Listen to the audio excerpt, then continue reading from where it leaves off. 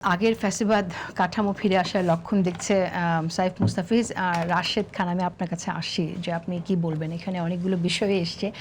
একটি কথা তো বলতেই চাই যে জুলাই সনদ নিয়ে যে বক্তব্যের কথা এখানে এসেছে, সংসদেও এই বিষয়ে কথা হয়েছে, যেখানে আমার মনে হয় যে আপনি যেটা বললেন স্বরাষ্ট্রমন্ত্রী এই কথা কেন বলছেন। স্বরাষ্ট্রমন্ত্রী তো জুলাই সনদে তিনি যখন আলোচনা হয়েছে তিনি সেখানে বিএনপির পক্ষ থেকে গেছেন, তিনি শুরু থেকে এটাতে ইনভলভ।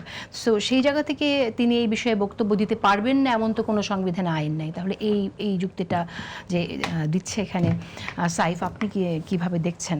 সাইফ যেটা বললেন যে স্বরাষ্ট্রমন্ত্রী তিনি একই সাথে আইনমন্ত্রী, একই সাথে প্রধানমন্ত্রী, আমার কাছে মনে হয় যে তার জায়গা থেকে তিনি তো সমালোচনা করবেন, খুব স্বাভাবিক।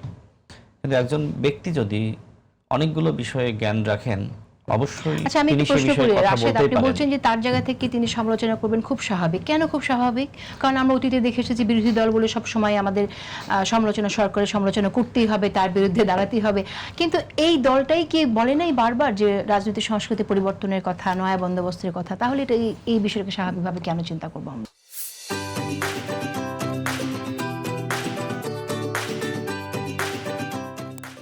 দেখেন, আমি যে মতামতে বিশ্বাস করি বা যে মতাদর্শে আমি বিশ্বাস করি, স্বাভাবিকভাবে সে যদি একই মতাদর্শের হতেন তাহলে তিনি আর ওই জায়গায় থাকতেন না বা আমি এই জায়গায় থাকতাম না।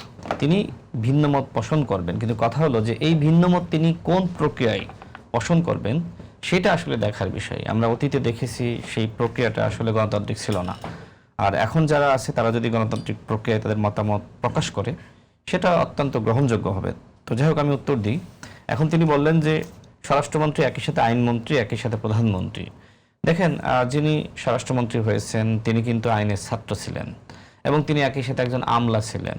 তিনি বিএনপির পক্ষ থেকে জুলাই জাতীয় সনদ গঠনে ঐক্যমত কমিশনে তিনি সেখানে প্রতিনিধি হিসেবে গিয়েছেন। অর্থাৎ তিনি এই বিষয়ে তিনি জ্ঞান রাখেন এবং তিনি দলের পক্ষ থেকে প্রধান হিসেবে সেখানে গিয়েছিলেন। স্বাভাবিকভাবে যেহেতু জুলাই জাতীয় সনদ নিয়ে বা সাংবিধানিক সংস্কার পরিষদ নিয়ে সেখানে কথা উঠেছে, তিনি ছাড়া আসলে কে উত্তর দিবেন? যিনি এই বিষয়ে বিস্তর জ্ঞান রাখেন, যিনি আসলে ওই গাঠনিক কাজটা করেছেন, তিনি তো বলবেন। সুতরাং সেই জায়গা থেকে তিনি এই কথাগুলো বলা অযৌক্তিক নয়, বরং আমার কাছে মনে হয় যে ঠিক জামাত ইসলামের পক্ষ থেকে যিনি এই বিষয়গুলোতে বিস্তর জ্ঞান রাখেন, যে বলছেন না তাও না, আইনমন্ত্রী কিন্তু এই বিষয়ে তার বক্তব্য অবশ্যই বলছেন। কিছু না মনে করলে আমি 30 সেকেন্ডের একটা নোক্তা দিতে চাই। সেটা হচ্ছে যে উনি যে বলতে পারবেন না, আমার কিন্তু এটা অপিনিয়ন না। ব্যাপারটা হচ্ছে যখন তিনি, আমি বলেছি ইঞ্জিনিয়ারিং এর মতো, ইঞ্জিনিয়ারিং কথাটা বলেছি যে জুলাই সনদটা যেন বাস্তবায়ন না হয়, সেটা ধরেন যে আইনমন্ত্রী বা প্রধানমন্ত্রী যে ক্যালিবার নিয়ে আনসার দিতে পারবে তার থেকে বেটার হচ্ছে যে যেটা রাশেদ আমার বললেন যে উনি বেটার আনসার দিচ্ছেন, বা আসলে ইঞ্জিনিয়ারিংটা তো তার মাথায় আছে, সে আসলে কিভাবে পিছানো যাবে যে না হতে পারে কর্মদিবসের মধ্যে সেটা উনি জানেন। এবং এটা আসলে কেন আমি মানে নেগেটিভ অর্থে বুঝাচ্ছি, কারণ ইলেকশনের আগেই তার একরকম বক্তব্য ছিল, এটা অলরেডি সোশ্যাল মিডিয়াতে আছে, এবং এখন তিনি আরেক রকম যুক্তি দিচ্ছেন। তো নিজের এরকম স্ববিরোধী অবস্থান সে নানাভাবেই দিতে পারেন, কিন্তু এটা আসলে দেশের স্বার্থে তো ভালো হচ্ছে না। আচ্ছা, একটি বিষয় এখানে বলি, আমরা যতবার এর আগেও শুনেছি জুলাই সনদ নিয়ে শুনেছি, আমরা কখনো গণভোট নিয়ে, কিন্তু গণভোট অক্ষরে অক্ষরে আমরা পালন করবো সেই কথাটা বলতে শুনিনি। ইঞ্জিনিয়ারিং কথা সাইফ মুস্তাফিজ আপনি বললেন যে ইঞ্জিনিয়ারিং কি জুলাই সনদ নিয়ে এর আগেই হয়ে গেল কিনা সেটাই প্রশ্ন আসে মনে হয়। জি, আমি বলি, আমি ধারাবাহিকভাবে বললে আপনার সবগুলো উত্তর এবং তার উত্তর চলে আসবে। দেখেন, আমি লক্ষ্য করেছি যে জামাতের একজন আইনজীবী শিশির মনির, তিনি জনাব সালাউদ্দিন আহমেদের ওই সময়কার বক্তব্য তিনি কাট করে তার ফেসবুকে পোস্ট করছেন এবং এটা অনেকে শেয়ারও দিচ্ছে। কিন্তু আমার কথা হলো যে তিনি কি ধরনের বক্তব্য দিয়েছিলেন, যেটা সাইফ মুস্তাফিজ নিজেও প্রশ্ন করলেন। দেখেন, তিনি যে কথা ওই সময় বলেছিলেন এখনো একই কথা বলছেন। তিনি গণভোটের কথা বলেছিলেন যে গণভোট সব থেকে বড় আইনগত ভিত্তি। কিন্তু কথা হলো যে আপনি কি আসলে বিএনপি যতটুকু বিষয়ে ঐক্যমতে এসেছিল সেই বিষয়গুলোর উপর ভিত্তি করে আপনি ওই গণভোট নিয়েছেন, নাকি আপনি অতিরিক্ত চাপিয়ে দিয়েছেন? এখন বিএনপি কোন বিষয়ে ঐক্যমত পোষণ করেছিল এবং কোন বিষয়ের উপরে গণভোট প্রত্যাশা করেছিল? বিএনপি জাতীয় ঐক্যমত কমিশনে বিভিন্ন ইস্যুতে তাদের কিছু নোট অফ ডিসেন্ট ছিল, অন্যান্য দলেরও ছিল, কিন্তু সেই দল সেই বিষয়গুলো সামনে আনছে না, শুধুমাত্র বিএনপি বিষয়গুলো সামনে আনছে।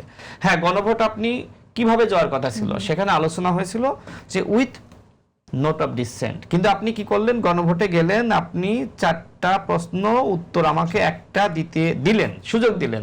তো এইটা কি আসলে বিএনপি চেয়েছিল? দেখেন, ওর পরে বিএনপি সংগ্রামী মহাসচিব বলেছিল, আমরা জাতীয় ঐক্যমত কমিশনে যে বিষয়গুলোতে আমরা ঐক্যমতে এসেছি, আমরা ক্ষমতায় গেলে আমরা সেইগুলো বাস্তবায়ন করব।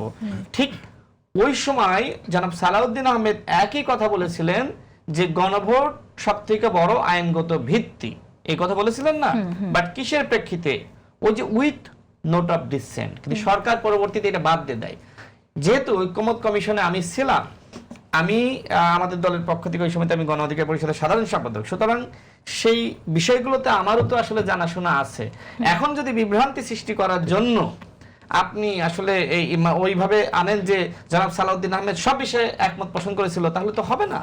জনাব সালাউদ্দিন আহমেদ কোন বিষয়গুলোতে একমত পোষণ করেছিল আর কোন বিষয়গুলোতে একমত পোষণ করে নাই, সেটা তো আপনাকে সামনে আনতে হবে। আমার কাছে মনে হয় যে জামাতের বিখ্যাত আইনজীবী জনাব শিশির মনির তিনি আসলে জাতিকে বিভ্রান্ত করছেন। তিনি যদি জনাব সালাউদ্দিন আহমেদের যে বক্তব্য তিনি কি বলেছিলেন পুরোটা আসলে তিনি প্রকাশ করতেন এবং কোন প্রেক্ষিতে আসলে তিনি এই বক্তব্য দিয়েছিলেন সেটা প্রকাশ করতেন, ভালো হতো না। আমার কাছে মনে হয় যে তিনি আসলে বিভ্রান্তি সৃষ্টির উদ্দেশ্যেই মানে এইভাবে তিনি কাট পেস্ট ভিডিও আসলে এইভাবে মানুষের সামনে প্রচার করছেন। তো আপনি ওই যে কথা বললেন যে আসলে কি বিরোধিতার জন্য বিরোধিতা নাকি আসলে গঠনমূলক ভাবে আপনি সমালোচনা করবেন, তো জামাত ইসলাম আমি সেটাই বলছি যে সমালোচনা করার অধিকার তার আছে, কিন্তু আপনি কতটুকু কোন ভাষায় সমালোচনা করবেন। ওই যে বললো না যে আমাদের কাজ ছিল সরকারি দল এবং বিরোধী দল মিলে একসাথে কাজ করা, একসাথে সংস্কার করা। তো আপনি কি আসলে সরকারকে সহযোগিতা করছেন? স্বাভাবিকভাবে আপনি এনসিপি করেন, আমি বিএনপি করি, জামাত ইসলাম শিশির মনির জামাত ইসলাম করে, আমাদের মতামত তো আসলে একরকম হবে না, বা ভাইয়ের মতামতও একরকম হবে না, ভিন্নতা থাকবে। আমরা দেখেছি যে ভাইদের পক্ষ থেকে কিন্তু ওই জুলাই জাতীয় সনদে স্বাক্ষর করা হয়নি, তার মানে কি তার মতের সাথে মিলে নাই। এখন আপনি কি তাকে বলবেন যে সে জুলাই গাদ্দারে স্বাক্ষর করে নাই? আপনি কি এটা চাপিয়ে দিতে পারেন? তার স্বাধীনতা আছে, তিনি চাইলে স্বাক্ষর করতে পারেন বা স্বাক্ষর করতে না পারেন। এটা আদর্শিক একটা দ্বন্দ্বের ব্যাপার। এই জন্য আপনি কাউকে জুলাই গাদ্দার, কাউকে ফ্যাসিবাদের দোসর, কাউকে সংস্কার বিরোধী এই তকমাগুলো আপনি লাগাতে পারেন।